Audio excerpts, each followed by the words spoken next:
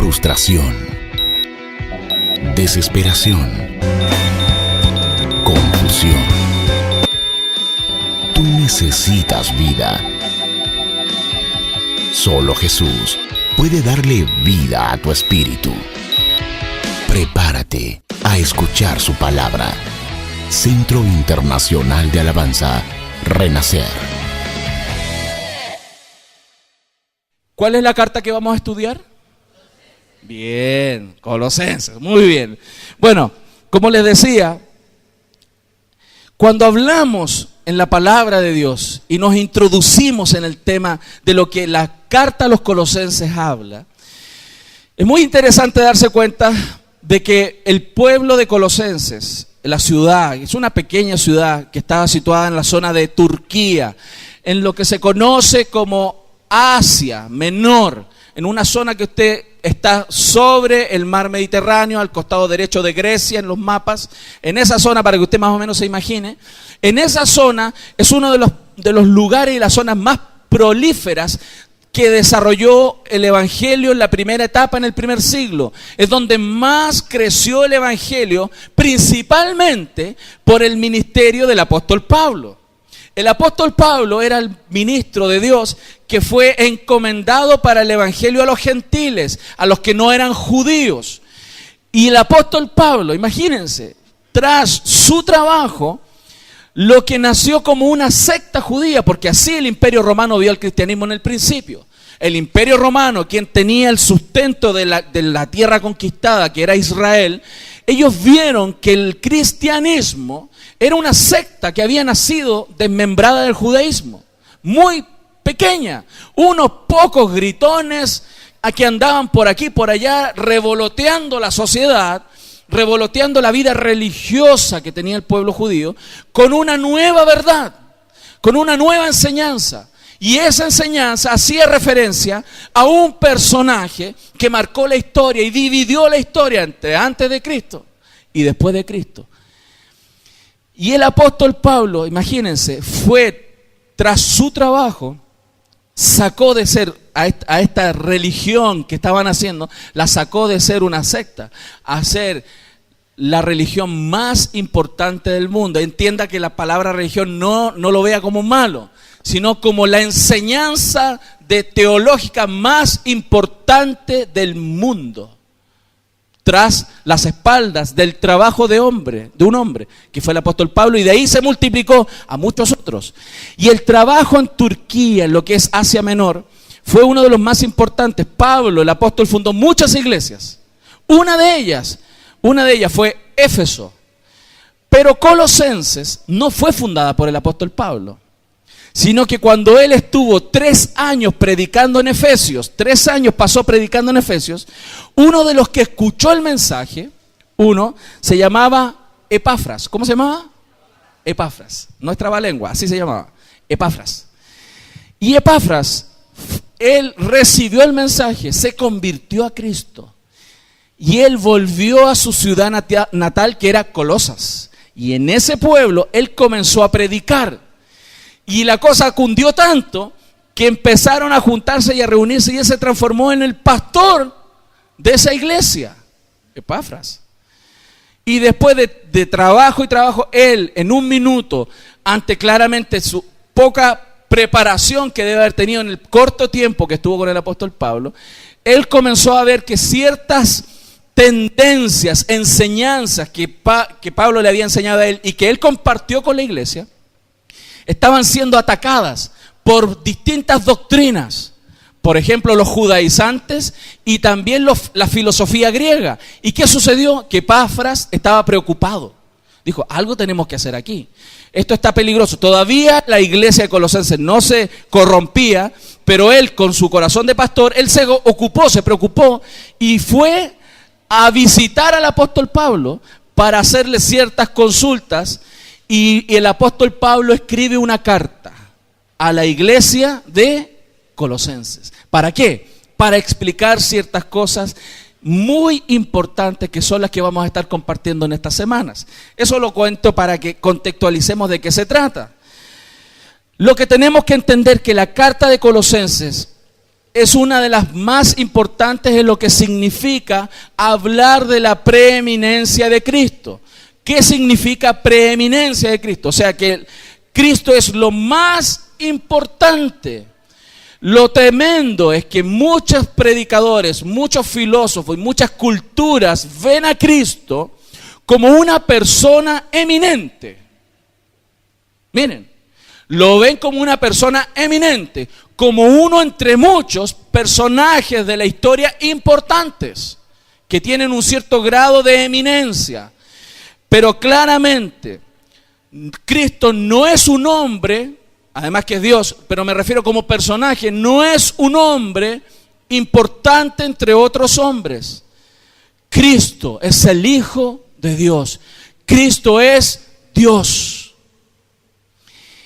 Y aunque claramente yo le estoy hablando a cristianos en esta mañana, la convicción de que Cristo es Dios y que la preeminencia de Cristo es lo más importante, es lo que debe ser el sentido de todo nuestro razonamiento y nuestra forma de vida todos los días, poniendo a Cristo como el centro de nuestras vidas.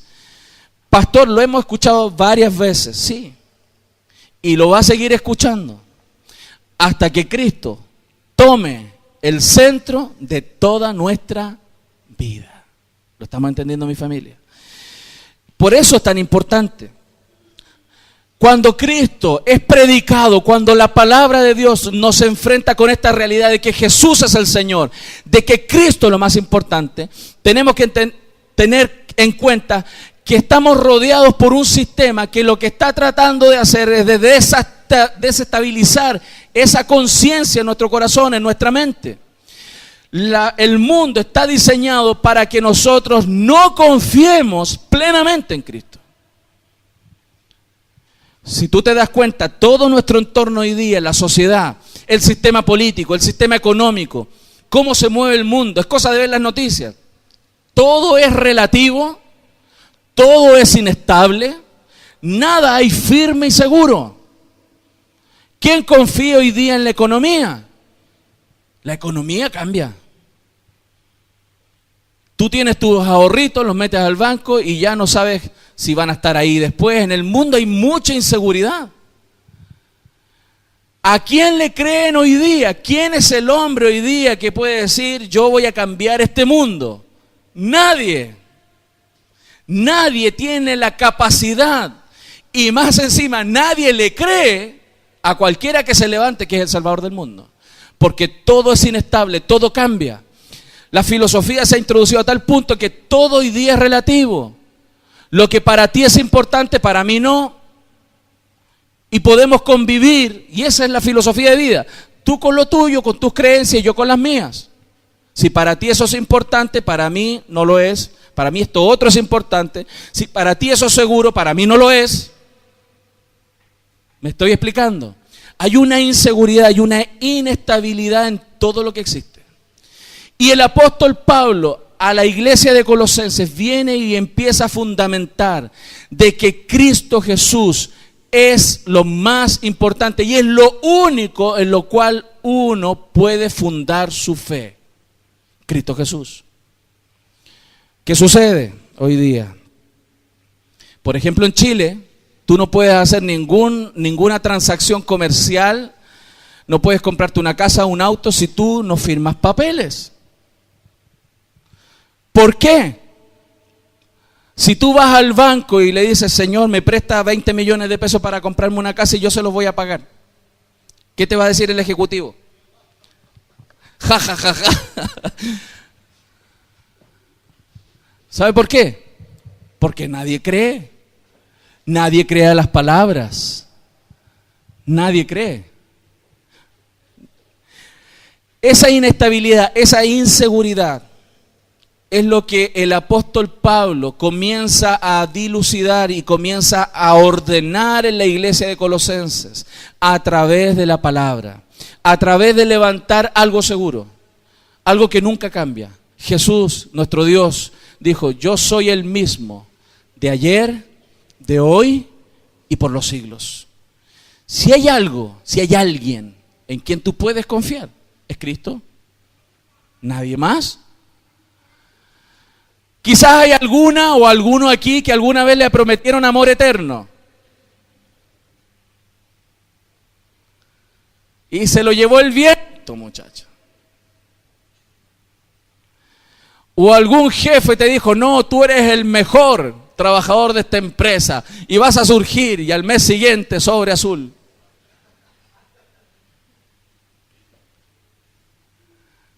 ¿Se da cuenta? ¿Cuántas veces le hemos dicho a nuestros hijos, hijo, a la tarde juego contigo? Y nunca fue. Y nuestros hijos se crean con esa misma conciencia de que las palabras no tienen autoridad, no son firmes, que nada es seguro, que hay inestabilidad en todo, que no puedo fundar mi fe, mi esperanza en nada. Pero la Biblia nos enseña que Cristo Jesús es en quien nosotros podemos confiar. ¿Por qué? Porque Él es Dios. ¿Lo estamos entendiendo? Y quiero que vayamos, por favor, directo a la palabra. Y vamos a ir a Colosenses y vamos a leer los primeros 12 versículos. Vamos a ir paso a paso, desarmando, así metiéndonos en la Biblia, versículo, semana a semana, vamos a ir casi versículo a versículo avanzando. Pero vamos a leer de modo introductorio en este día Colosenses 1, del 1 al 12. Y lo hacemos, gracias. Pablo, apóstol de Jesucristo, por la voluntad de Dios, y el hermano Timoteo, a los santos y fieles hermanos en Cristo que están en Colosas. Gracia y paz sean a vosotros, de Dios nuestro Padre y del Señor Jesucristo. Siempre orando por vosotros, damos gracias a Dios, Padre de nuestro Señor Jesucristo, habiendo oído de vuestra fe en Cristo Jesús y del amor que tenéis a todos los santos. A causa de la esperanza que os está guardada en los cielos, de la cual ya habéis oído por la palabra verdadera del Evangelio, que ha llegado hasta vosotros, así como a todo el mundo, y lleva fruto y crece también en vosotros, desde el día que oísteis y conocisteis la gracia de Dios en verdad, como la habéis aprendido de Epafras, nuestro consiervo amado, que es un fiel ministro de Cristo para vosotros, quien también nos ha declarado vuestro amor en el Espíritu, por lo cual también nosotros, desde el día que lo oímos, no cesamos de orar por vosotros y de pedir que seáis llenos del conocimiento de su voluntad, en toda sabiduría e inteligencia espiritual, para que andéis como es digno del Señor, agradándole en todo, llevando fruto en toda buena obra y creciendo en el conocimiento de Dios, fortalecidos con todo poder, conforme a la potencia de su gloria, para toda paciencia y longanimidad, con gozo, dando gracias al Padre que nos hizo aptos para participar de la herencia de los santos en luz. Cuando vemos esta introducción en la carta, nos damos cuenta de cosas muy importantes. Primero, el apóstol Pablo, él dice, yo soy apóstol de Jesucristo por la voluntad de Dios. O sea, el apóstol no es alguien que lo nombró una institución, no es que alguna organización eclesiástica llamó al apóstol Pablo para que funcionara como apóstol, sino que el apóstol fue llamado directamente por Dios. Dios fue quien le encomendó al apóstol la expansión del evangelio, la proclamación de la verdad de Cristo, de la verdad de Dios. Y cuando el apóstol Pablo comienza esta carta tan hermosa, y claramente como toda carta comienza también saludando, él dice que él es el apóstol de Jesucristo por la voluntad de Dios, y además a su lado está un hermano que se llama Timoteo. Y dice, a los santos y fieles hermanos en Cristo que están en... O sea, el apóstol le escribió a los hermanos que son fieles y santos. Ambas cosas es algo que se da, que está ligado en la vida de un cristiano.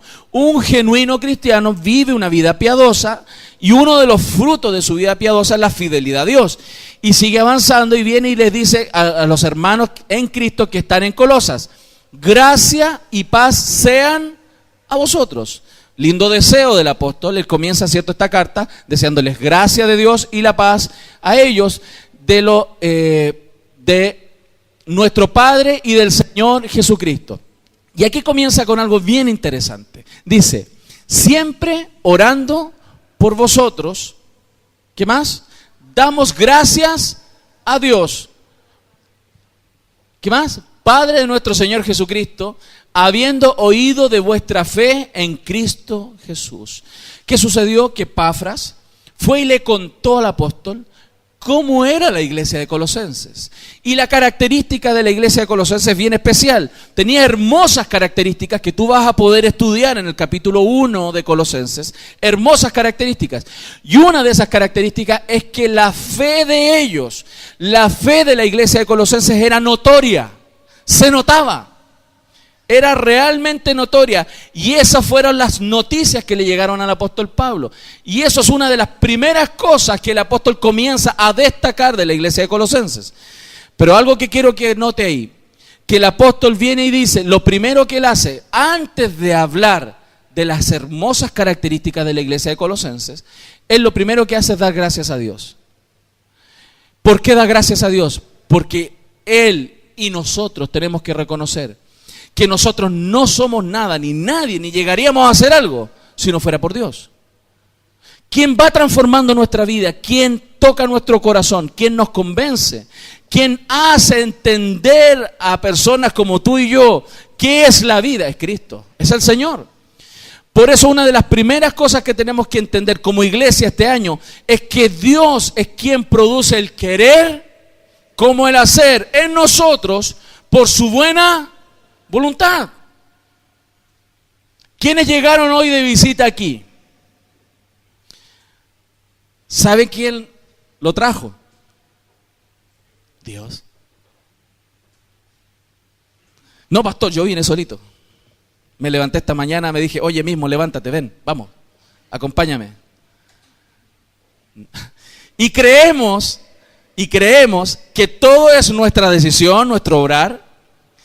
Pero tenemos que reconocer en este día que estamos aquí juntos. ¿Sabe por qué? Porque Dios puso eso en nuestro corazón y pone ese deseo, ese anhelo de buscarle, ese anhelo de estar ahí, de estar con nuestros hermanos, de cantarle. Dios lo va poniendo. Y a veces tenemos una lucha, voy que no voy, voy que no voy. Y el Señor Jesús viene, el Espíritu Santo viene y nos convence. O sea, la gracia de Dios es la que nos pone en línea y nos orienta hacia donde tenemos que encaminarnos. Y como fruto de eso, cuando nosotros somos obedientes, cuando escuchamos esa voz de Dios y obedecemos, los frutos de esa obediencia comienzan a notarse. Y en la iglesia de Colosenses se notaba. ¿Qué es lo primero que se notaba? La fe. ¿Cómo se puede notar la fe? ¿Cómo se nota? ¿Cómo yo sé que alguien tiene fe en Cristo? Por los frutos. O sea, claramente el reporte, la información, la prensa cristiana en ese minuto comenzó a circular hacia el apóstol Pablo a través de Epafras. Y Epafras fue quien le contó al apóstol Pablo cómo era la iglesia. Y aquí hay un tremendo desafío para nosotros, para nuestras vidas. Esto es lo que tenemos que aprender. Las personas que ven, que nos miran a nosotros a nuestro alrededor. Mira el que tiene al lado, mírelo. A ese que tiene al lado, ¿se le nota la fe? Véalo. ¿Se le nota la fe? O sea, la fe es notoria en el que tienes al lado y al frente. ¿Se le nota la fe? Porque la fe tiene que notarse. Me está siguiendo mi familia. O sea, una característica de un hijo de Dios, de la iglesia de Jesucristo. Todos sabemos versículos que dicen, más el justo por la fe vivirá. Amén, dicen. Amén, pastor. Bueno, sin fe es imposible agradar a Dios. Tremendo versículo. Lo sabemos, lo recitamos. La pregunta es, si esa fe que nosotros decimos profesar se nota en nosotros, se ve. Dile al que tiene al lado, te voy a estar observando. Te voy a estar observando si la fe se nota. O sea, cuando alguien tiene fe, genera ciertas características, se notan ciertas cosas. Y una de las cosas que muestra que alguien tiene fe es que vive confiado, tranquilo, tiene confianza. El que tiene fe en Dios, mire, la gente, todo el mundo dice, ¿usted tiene fe en Dios? No, yo creo en Dios, yo tengo fe en Dios. El primer problema, ¡ay, me voy a morir! Hasta aquí nomás llegamos. vamos a perder la casa. Y empieza la histeria colectiva esa. Entonces ahí, en esas circunstancias, la fe no se nota.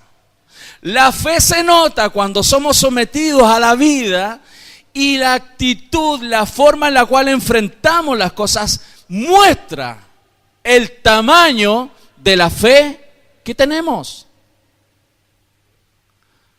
Hay personas que le duele un poquito aquí, ay, tengo cáncer. Me voy a morir. O sea, pequeñas cosas ya se ven en el cajón. O sea, la fe, mi familia, es algo que se tiene que notar. Se tiene que notar. Por eso, la enseñanza de hoy se titula Confianza es notoria fe en Cristo. Un cristiano debe vivir confiado. Y lo más probable que la iglesia de Colosenses mostraba frutos de su fe, confianza. Recuerde que ellos no vieron a Cristo. Los de Colosas no vieron al apóstol Pablo. ¿Quién les llevó el evangelio? Porque Pablo no estuvo en Colosas. Fue Epafras. Y esa iglesia se fundó por la fe en el mensaje, en lo que Cristo era en ese mensaje, que Cristo es el Señor y que Cristo vino a este mundo a salvarnos, a perdonarnos los pecados y a darnos una nueva vida y vida en abundancia. Esa fe genera un cambio de vida. Se tiene que notar. Por eso la Biblia dice, el que robaba, no robe más. El que era adúltero, no lo sea más. ¿Me estoy explicando? El que era desmedidamente ambicioso, no sea más ambicioso. ¿Me estoy explicando? El que sea flojo, no flojee más. Eso, ¿los conocen por ahí? Cuando le dan ganas de trabajar, se sienta hasta que se le pase. Muchachos, así son. Y eso es pecado. ¿Aló? Entonces, mi familia, la fe se tiene que notar. Y la confianza es uno de los síntomas clarísimos de alguien que cree en Dios. De alguien que genuinamente deposita su fe, su corazón en Dios. Yo quiero preguntarte, no levante la mano. ¿Tú confías en Dios? ¿Tú realmente tienes fe en Dios? Eso se va a notar en esas circunstancias difíciles. Cuando tengas que enfrentarte a la vida, cuando tengas que enfrentar un problema matrimonial, cuando tengas que enfrentar problemas económicos, cuando el médico te diga, aquí hay algo raro, ahí se va a mostrar el tamaño de nuestra fe. Ahora le pregunto, ¿sí? ¿Cree en Dios? ¿Usted le cree a Dios? Vamos a conversar sobre esto en este día.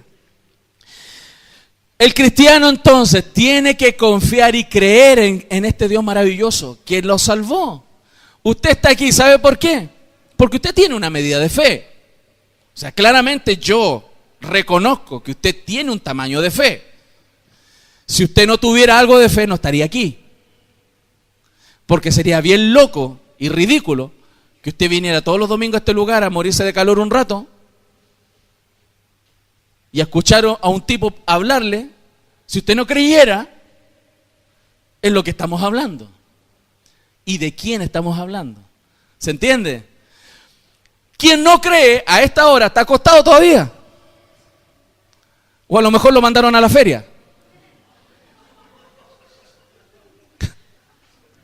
¿Aló? O está lavando el auto, levantando a los cabros chicos recién, ya levántense. Pero quienes hemos creído en Jesús, quienes hemos creído en Cristo Jesús y su palabra y lo que su voluntad expresa, que no dejemos de congregarnos como algunos tienen por costumbre, Ese mandato de Dios a nosotros nos hace movernos. O sea, claramente tenemos que reconocer que tenemos una medida de fe.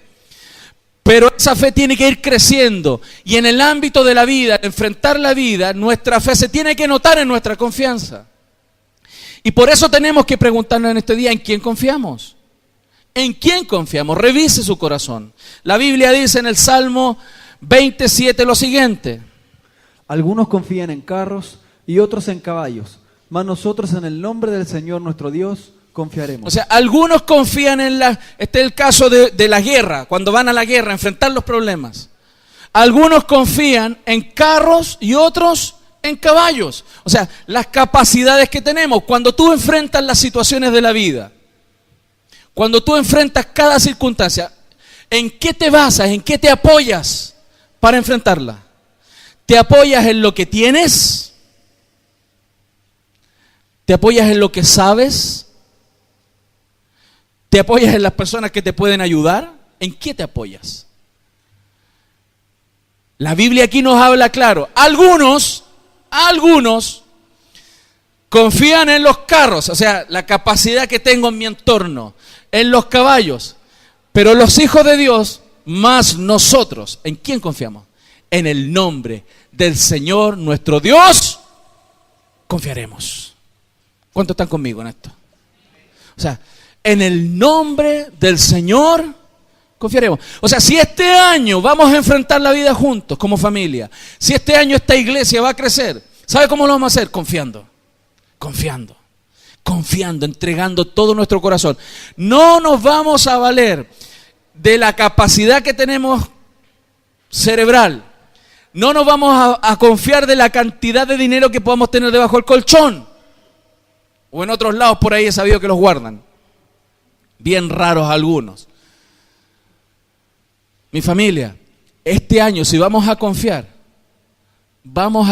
en el nombre de Jesús. Si hay alguno enfermo entre nosotros, de los cuales yo me sumo, yo voy a confiar en el nombre de Jesús. ¿Cuántos van a confiar?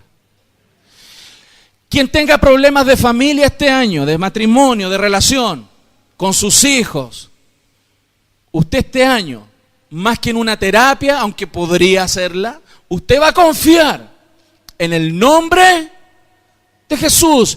Y cuando yo confío, doblo mis rodillas y oro. Cuando yo confío, hago lo que Dios dice y oro y vivo tranquilo. ¿Me estoy explicando a mi familia? ¿Cuántos están confiando en el Señor?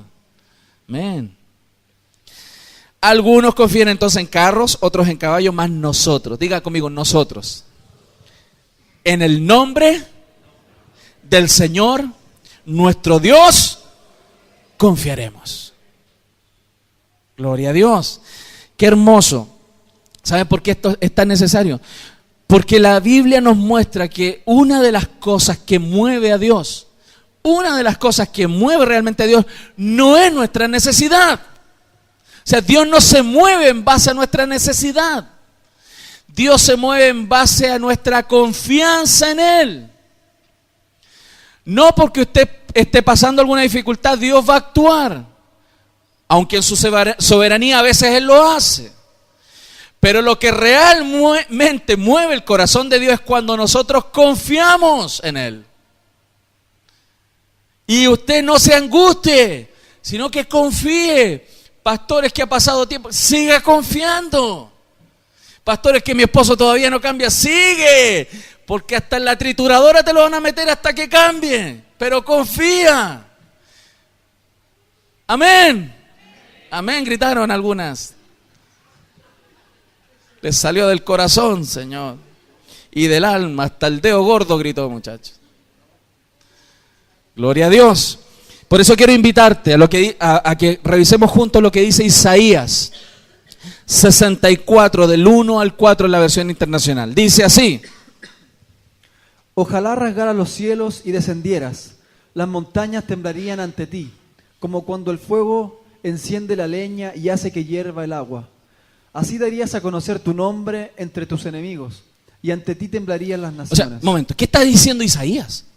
Isaías está hablando ¿de quién? de Dios y de la capacidad que tiene ¿quién? Dios. O sea, si Dios rasgara los cielos y bajara, aquí queda la tendalada. Eso es lo que Isaías está diciendo. Si Dios bajara en este minuto, si Dios tuviera que enfrentar conmigo una situación, aquí queda la tendalada. Como cuando el fuego enciende la leña y hace hervir el agua, o sea, la cosa aquí se pondría caliente, porque el Dios de los cielos está aquí. O sea, en cualquier circunstancia, cuando uno se pone a meditar en la grandeza de Dios y lo que Dios puede hacer, nosotros debiéramos confiar, y por eso sigue diciendo: hiciste portentos inesperados cuando descendiste. Ante tu presencia temblaron las montañas. Gloria a Dios. Fuera de ti, desde tiempos antiguos, nadie ha escuchado ni percibido, ni ojo alguno ha visto a un Dios que como tú actúa en favor de quienes en Él confían. No hay nadie más que haga eso. Las personas nos pueden ayudar, muchas veces con interés. Levántela. Eso, levántela, eso. Mateito, muchacho. Se pegó en el mate, Mateito. Ayúdelo, eso. Ay, chiquitito. No hay problema. Se caen los niños. Se caen los aviones y los niños también. ¿Cierto? Chiquitito, ya. Sigamos. ¿Están aquí? Confiamos que está bien. Amén. Ok. Dice entonces la Biblia: ni ojo alguno ha visto. Fíjese. Como tú, a un Dios que, como tú, actúe, se mueva en favor de quienes en Él confían. Todos los demás que se dicen ser dioses, todas las personas, no obran de esta manera. Hay un interés de por medio, hay cosas que le convienen o no, pero Dios, nuestro Señor, Él se mueve y no hay otro como Él. Cuando el pueblo de Dios, cuando los hijos de Dios confían en Él. ¿Quiere ver a Dios moverse en su vida este año? ¿Sí? Confíe. Y eso se va a notar. Eso se va a notar. Este año usted va a ser observado. Usted va a ser observado. Vamos a ver este año quienes confían en Dios. Y aquel que no confíe,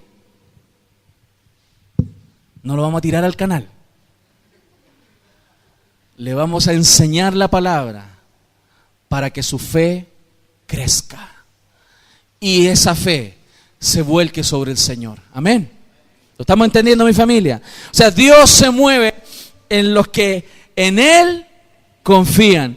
Yo estoy seguro que podríamos dar testimonio en este día, en este inicio de año. ¿Quiénes han visto a Dios moverse a su favor? ¿Cuántos aquí han visto a Dios moverse a su favor? Okay. Le pregunto, ¿eso ha sido por qué? ¿Porque usted le hizo una manda? No. ¿Por qué? Porque usted confió. ¿Ve? ¿Qué tenemos que hacer entonces para ver la solución a nuestro problema? Confiar. Y eso se va a notar. La histeria, la desesperanza, los cambios de ánimo ante las situaciones, esos pics que de repente nos dan, que parecemos yo-yo emocionales. Esos son una muestra que nuestra confianza está en juego aquí. Está pasando, está complicada. Por eso es tan importante que usted examine, que cuando usted esté enfrentando la situación, usted doble sus rodillas. ¿Y a quién más va a ir? ¿A quién más va a ir? Si solo el Señor tiene palabras de vida eterna. ¿A quién más vamos a correr a veces? Hay circunstancias y momentos en los cuales estamos solos. No hay nadie al lado nuestro. ¿A quién vamos a ir? Al Señor, nuestro Dios. A Él correremos este año. Amén. O sea, si vamos a hacer algo este año, vamos a confiar en Él. Eso es lo que tenemos que hacer. Porque claramente es el único Dios verdadero. El único que no miente. Dice la Biblia que Él no es hijo de hombre para mentir. Yo le pregunto a usted, ¿cuántos han mentido? Ha dicho, no, yo te llamo. ¿Y cuántos no han llamado?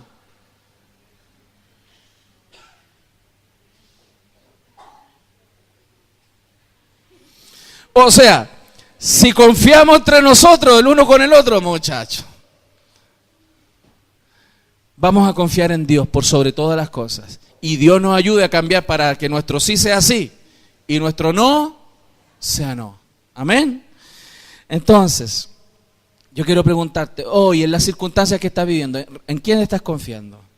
¿En quién realmente estás confiando? Quiero hacer una pregunta. ¿Cuántos están enfrentando situaciones complicadas en la economía? Levante su mano.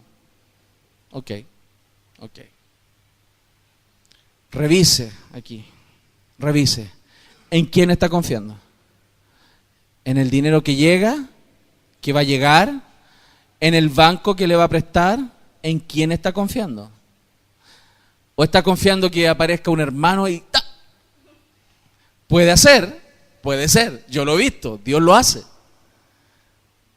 Pero andamos mirando, a veces algunos, a mí me pasó, yo me voy a tirar a la piscina.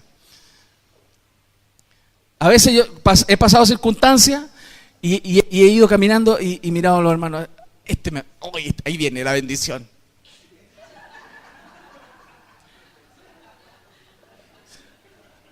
No, aquí viene la bendición. Y pasa de largo, muchacho. No. Ahí va la bendición. Qué tremendo. Somos tan corruptos, mi familia. Somos tan corruptos. Estamos cambiando. Lo mismo, ¿me entienden? Me explico con estos ejemplos. Yo quiero ser lo más práctico y didáctico posible para que entendamos. Yo no puedo poner mi confianza en las personas. En este sentido de que la solución a mis problemas son las personas. Aunque Dios va a usar a las personas muchas veces. De hecho, la mayoría de las veces Dios va a usar a las personas. Pero mi confianza tiene que estar puesta en mi Señor, en nuestro Dios. Yo quiero leer contigo una escritura que está en Jeremías, capítulo 10, versículos 3 al 6. Dice así: Las costumbres de los pueblos no tienen valor alguno. Cortan un tronco en el bosque y un artífice lo labra con un cincel.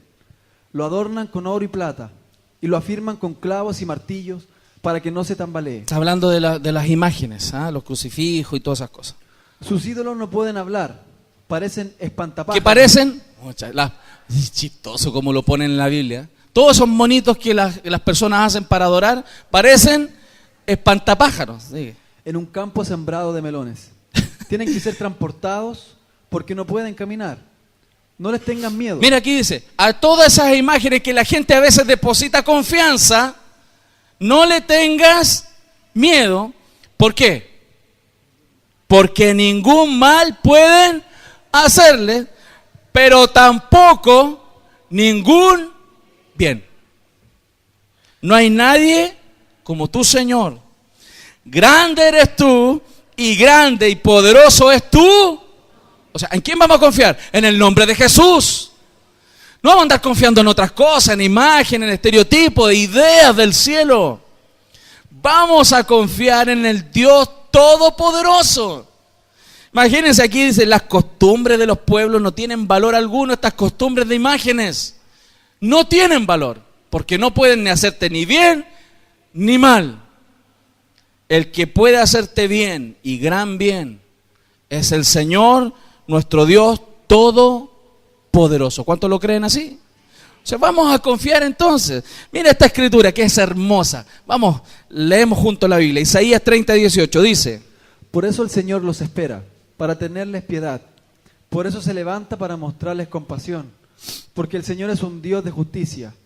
Dichosos todos los que en Él esperan. ¿Quiénes van a ser dichosos este año? Los que esperan en Él.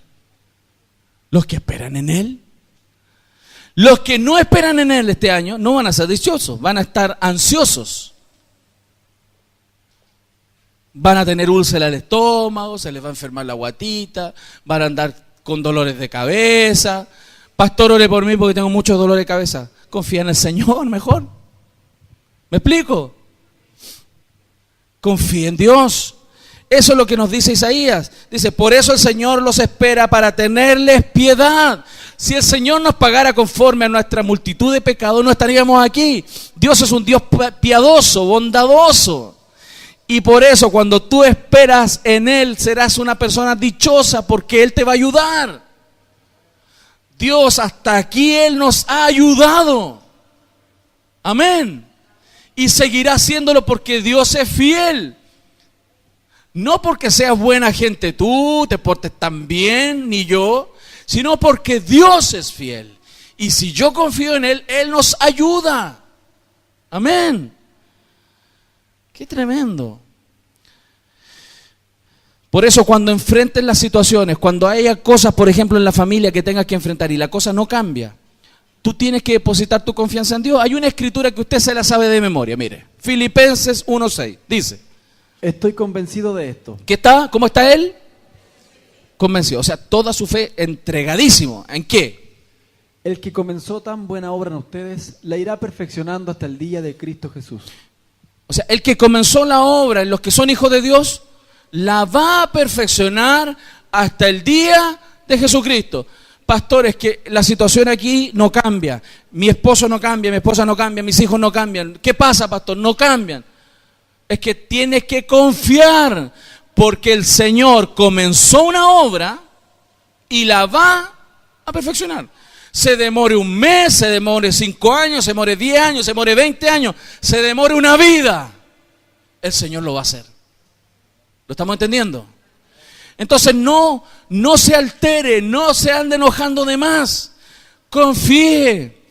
¿Cuántas mujeres me ha tocado ver en la vida cristiana que han llegado solas a la iglesia y los cabezas duras no llegan hasta que la mujer sigue confiando y sigue confiando, y ahí llega el grandulón?